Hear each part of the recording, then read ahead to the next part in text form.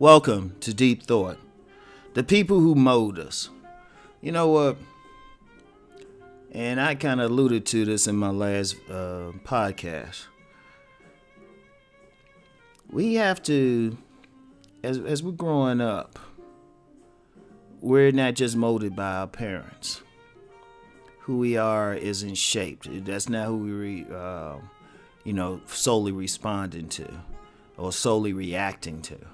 Yes, we come into the world with a certain disposition, but that disposition is molded by the environment we're in, the people that we come across.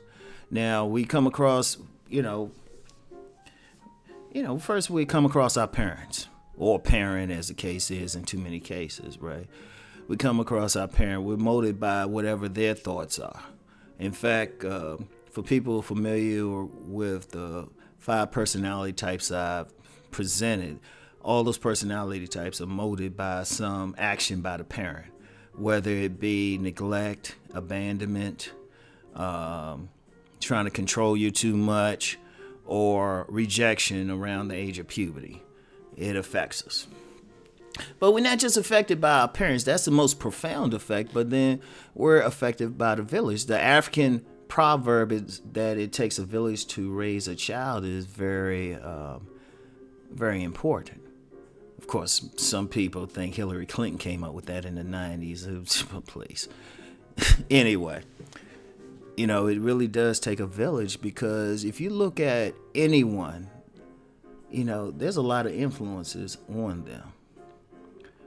There's a lot of influences on them. It was Robert Kiyosaki. I finally thank you to everyone who let me know that person's name.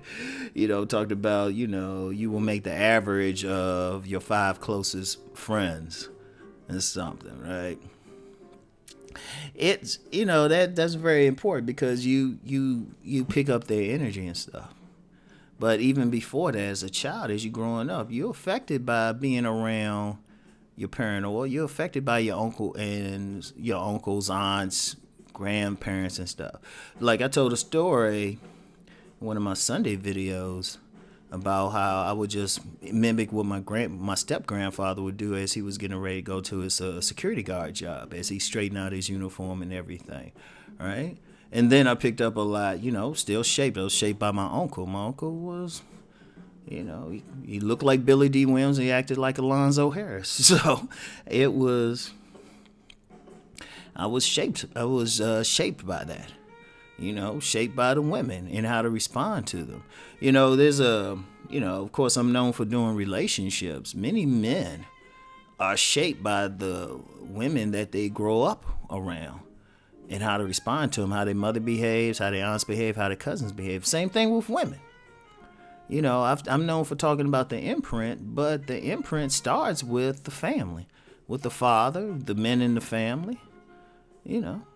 Like if a woman has really outstanding men in her family, I can guarantee she will go for outstanding men the rest of her life. If she got a bunch of dysfunctional bums, I actually feel sorry for her. She probably needs some major therapy, probably need to see a few priests, ministers, whatever her spiritual path is. She'll be spending a lot of time in therapy. Guarantee it. And might have a lot of baggage from some negative dudes. But that molds us. The village is important. The neighborhoods are important. Like if I'm if a young couple,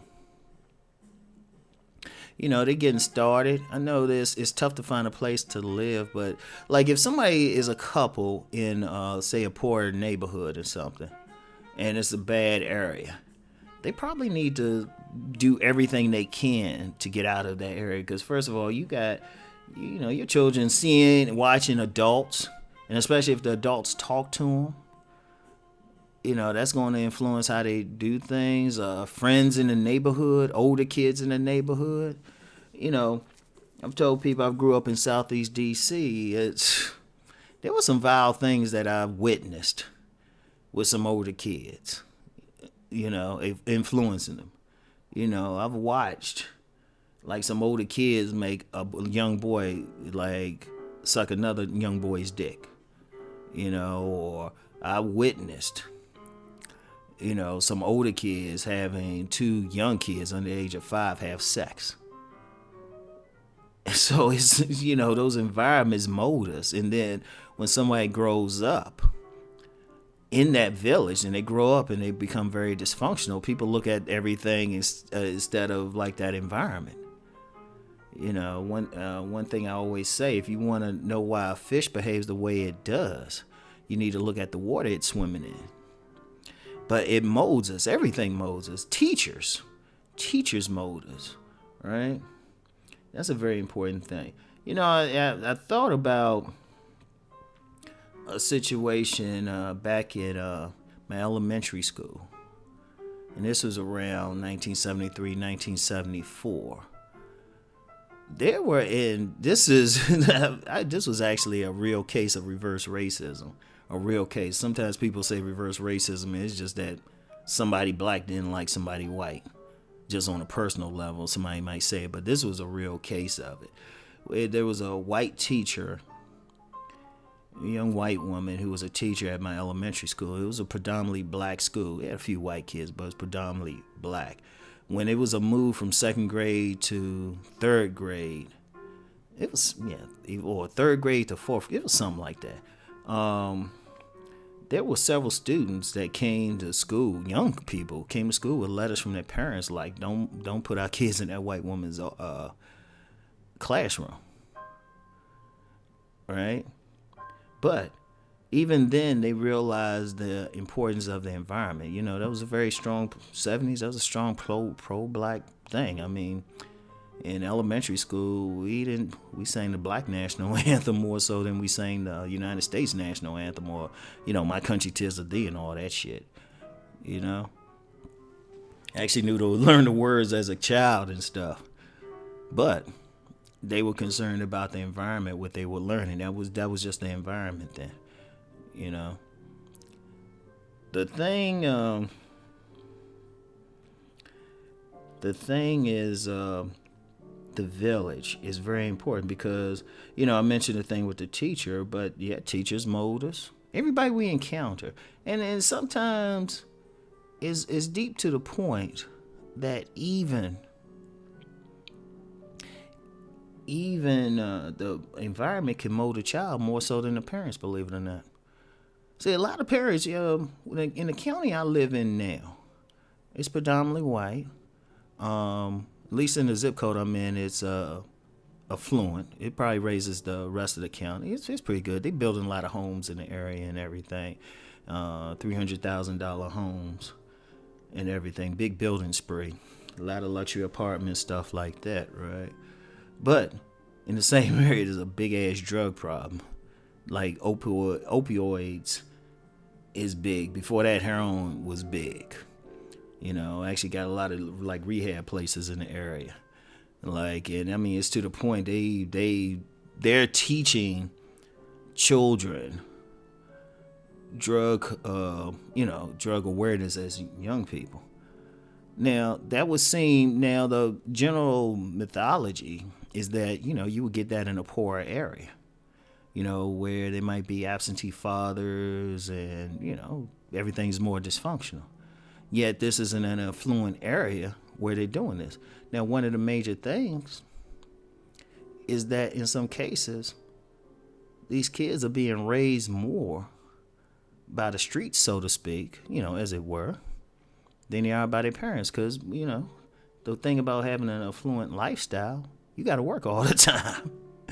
You got to work. You got some parents who could take their kids to lacrosse practice or, some type of ball practice. But, you got a lot of parents that aren't there. So what happens, these kids get raised by the people that they hang around. And guess who introduced them to the drugs? Think about it. That's a concern. That's a question I have to ask my sons every day, every single day. You gotta be like, anybody try to give you anything? Anybody talk to you? And this is a predominantly white area.